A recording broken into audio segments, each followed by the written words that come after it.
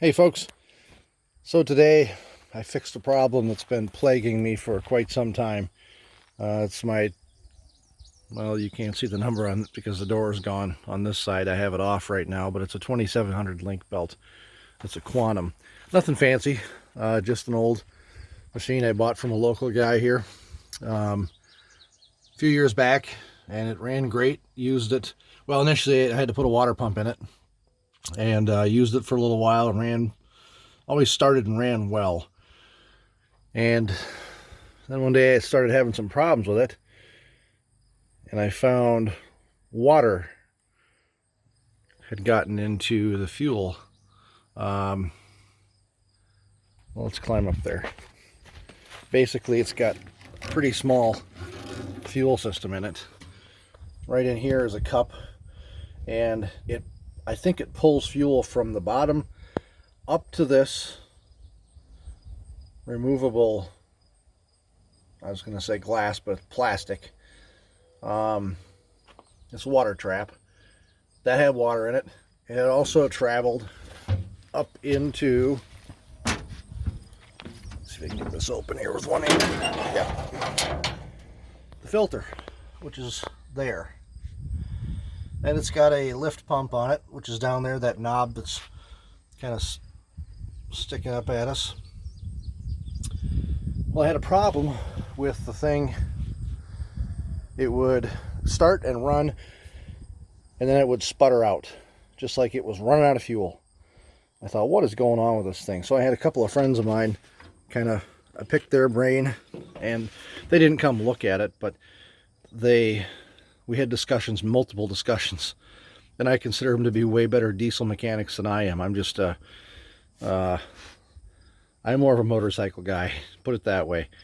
I kind of have to because I own these machines and can't afford to pay somebody to work on them, so I learn as I go. But for the most part, these little Isuzus were pretty bulletproof. You know, they ran well, they always start well, they use very little fuel, they're efficient. I kept thinking, wow, this thing has given me so many troubles. What could possibly be the issue?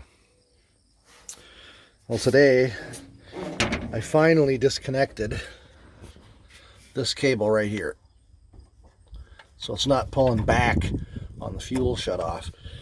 And that cable runs down to that little pouch down there. You can kind of see where it goes in.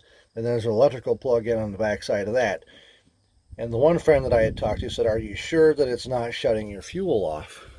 And I kept checking when I would actually turn the key on, you'd hear the solenoid click for the fuel shutoff. But I wasn't back here, so I thought, well, that's a manual shutoff. That can't be the problem. So I never checked that. Well, here he was right all along. It was that valve. There's a manual valve that's run by the electrics part of this thing. I don't know if there's a relay or what runs it. Anyway, it was closing the fuel off, so it would start with ether, but then die right out again after a while. And it was annoying as heck.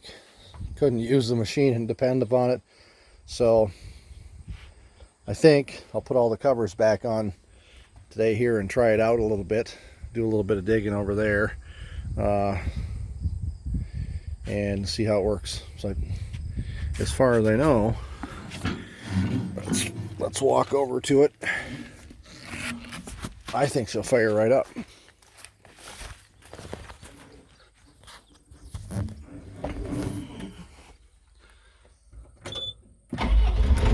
Yeah.